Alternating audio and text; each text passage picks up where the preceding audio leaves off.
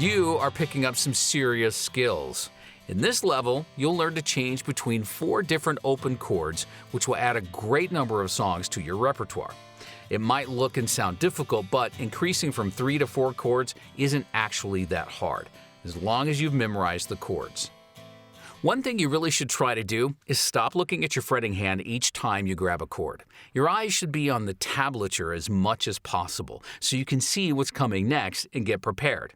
This is something that will take time to get used to, but with some practice, your muscle memory will take over step by step, and your eyes can gradually move from the fretboard to the screen. Now, the next lesson has the chord progression: D minor, G, C, A minor.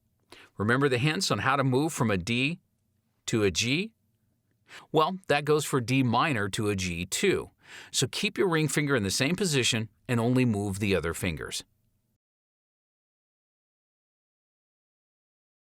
If you use this alternative grab of the G chord, you keep your middle and ring finger in the same shape when changing to the C chord, and then add the index.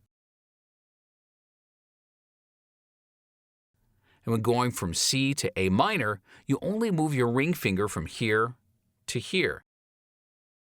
So from 3rd fret A string to 2nd fret G string. Rock on!